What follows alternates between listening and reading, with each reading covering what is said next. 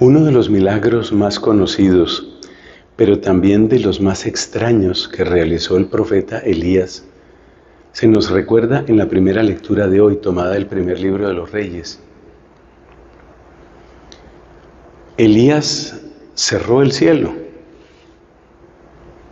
No va a llover más. Y durante 3 años y 6 meses no llovió más. Es un milagro que le dio bastante nombre a Elías, pero que hay que saber entender, sobre todo porque yo creo que muchos pensamos que los milagros son para favorecer a la gente. Por ejemplo, las curaciones que realizó Cristo son para favorecer.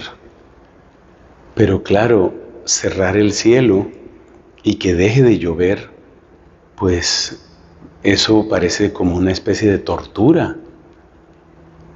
¿A quién estaba ayudando Elías de esa manera?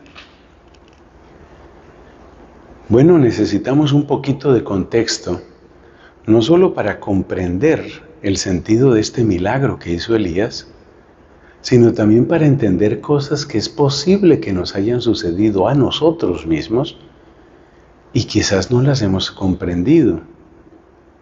Voy a tratar de explicarme. En aquel tiempo reinaba un hombre llamado Ahab, pero la verdad es que no reinaba él. La que reinaba era la esposa de él, una mujer de origen fenicio llamada Jezabel, que como hemos comentado en otras oportunidades, pues pertenecía a un pueblo donde la brujería estaba a la orden del día. Así que esta mujer estaba imponiendo cada vez más su criterio, su voluntad, ya no solamente sobre el esposo, sino a través del esposo, que era el rey, estaba imponiendo su voluntad y por lo tanto su brujería sobre todo aquel pueblo. La arrogancia de Jezabel aparece bien documentada en la Sagrada Escritura y de eso seguramente vamos a hablar en los próximos días. Cómo ella consideraba que tenía un plan, tenía una estrategia para lograr siempre lo que ella quería. Es decir, es aquella persona que cree que puede controlarlo todo, que puede salirse siempre con la suya. Ese era el caso de Jezabel. Y pues ya tenía completamente dominado, por no decir embrujado, a su esposo. Y a través de él, repito, pues lograba imponer su voluntad esta mujer en muchas partes. Y es ahí donde entra el milagro de Elías. Compara con lo que sucedió en tiempos de Moisés y el faraón. Cuando Moisés demuestra su poder ante la corte del faraón, Moisés tenía un cayado, de esos callados de pastor. Moisés arrojó el cayado al suelo y el cayado se convirtió en serpiente, pero de alguna manera los brujos de la corte del faraón pudieron replicar ese mismo prodigio.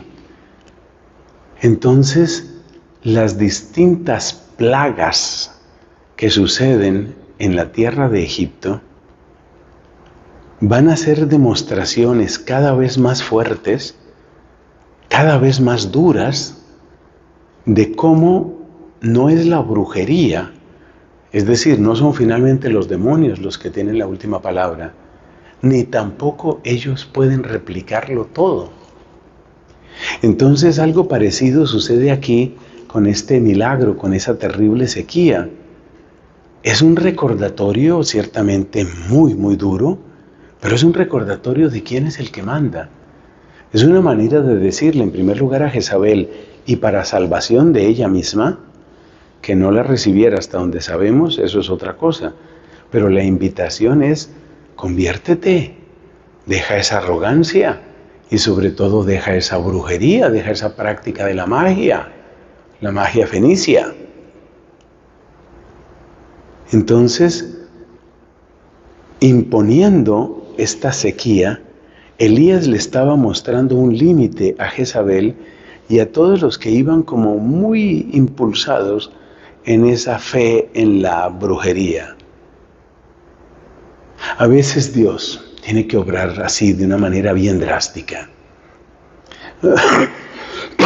Perdón, a veces Dios tiene que hacer ver, tú no lo controlas todo, tú no lo puedes todo, no te creas un diosecito, porque Dios solo hay uno, no te creas un diosecito, porque no lo eres.